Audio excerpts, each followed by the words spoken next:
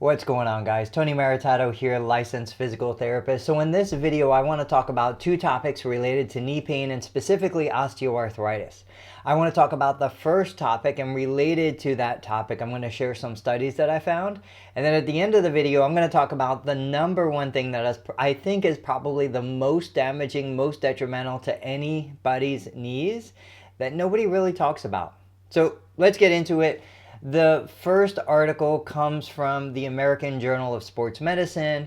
It was published in 2017. It was a review, systematic review, meta-analysis.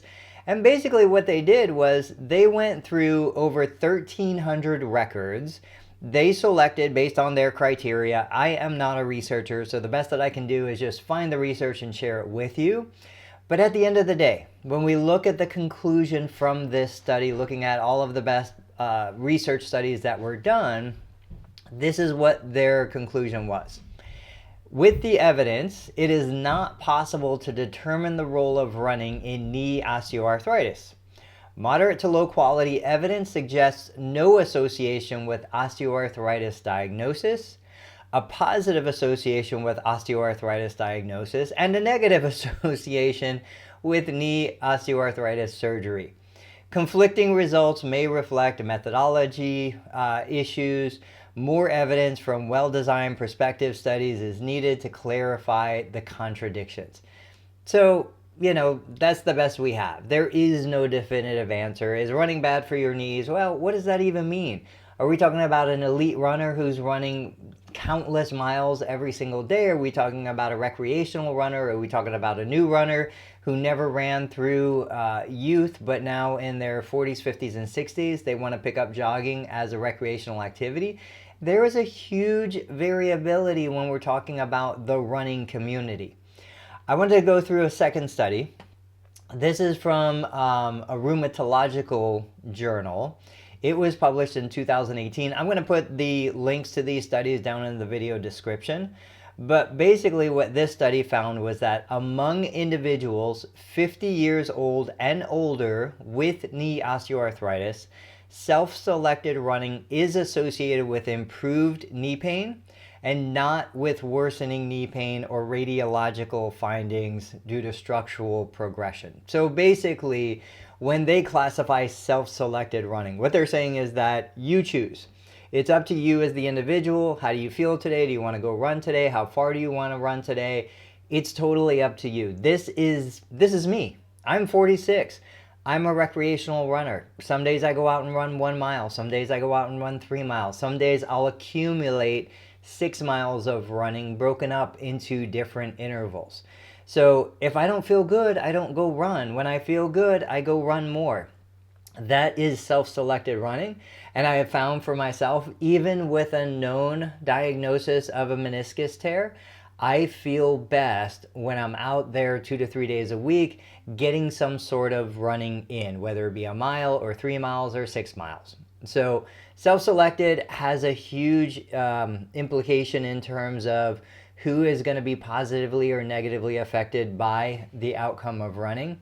The last article I wanted to mention, so this is a 2017 study, and basically what they found was that the conclusion is based on 2,637 participants, there is no increased risk of symptomatic knee osteoarthritis among self-selected runners compared to non-runners in a cohort recruited from the community.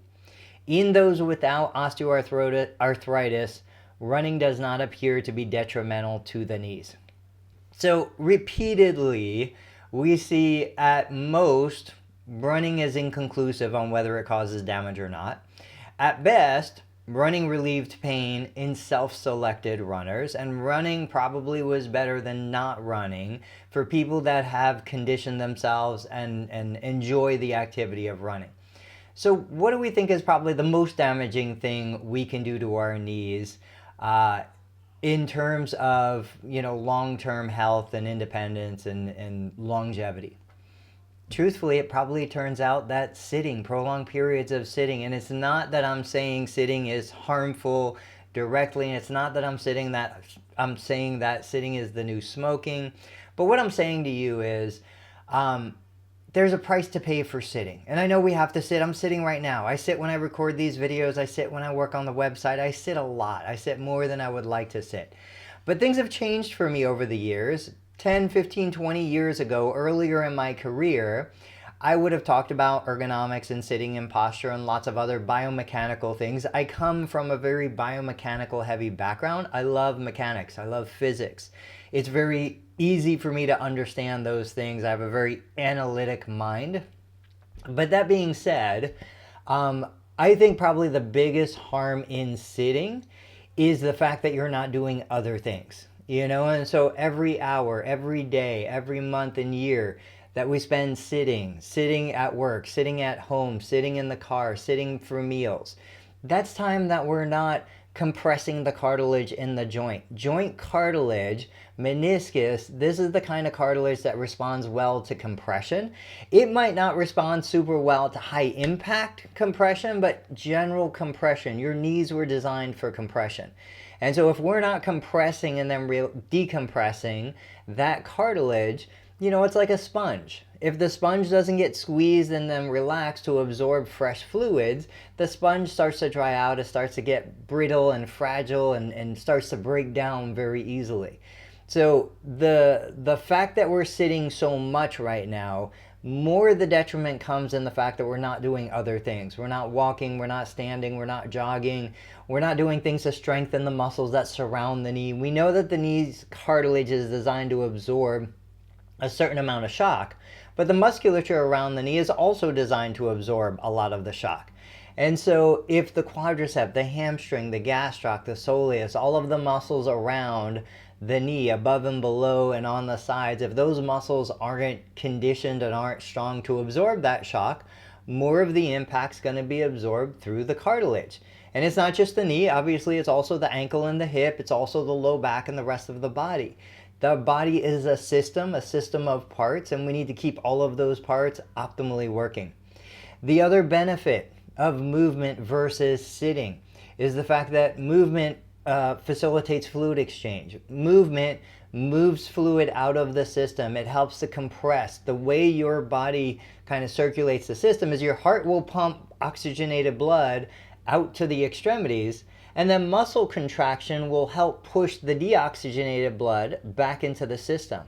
But if we're not contracting those muscles, every step I take while I walk, the gastroc, the soleus, all of these muscles around the lower leg, the quad, the hamstring, the glute, they're squeezing the blood back into the system. They're also manipulating the lymphatic system to help move some of the lymphatic fluids back. The lymphatic fluids bring a bunch of the bigger junk that might not be going through the venous system.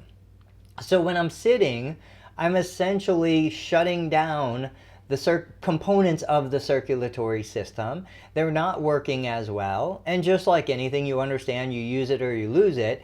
If my circulatory system just doesn't function as well, the fluid starts to seep out of some of those vessels. We start to see edema. That's why at the end of the day, you go home, you take your socks off, and you see those rings at the bottom of your ankle, because just the compression of your sock is enough to show you how much of that fluid has seeped out into the tissue where it really doesn't belong. So guys, I'm going to tell you from a physical therapy perspective, everybody's different. There is no standard advice for everyone. But I can tell you, based on my experience, I've known people who lived a very sedentary lifestyle, who had a seated occupation and spent much of their life sitting.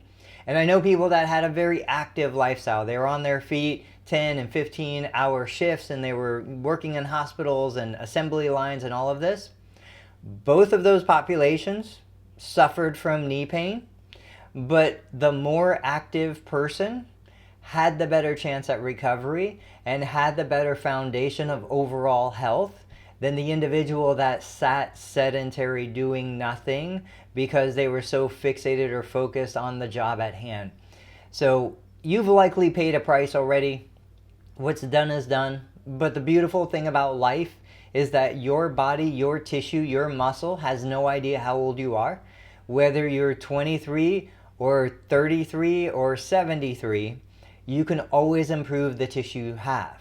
The key is to get out there, get with somebody you trust, get with somebody that can motivate you and encourage you and keep you safe. but get you back to doing the things that you want to do. So if you want to learn more about this topic or any topic related to the knee, check out other videos on the channel. If you want to see what YouTube thinks you might like next for a video, check out this link right here. Otherwise, I'll catch you next time.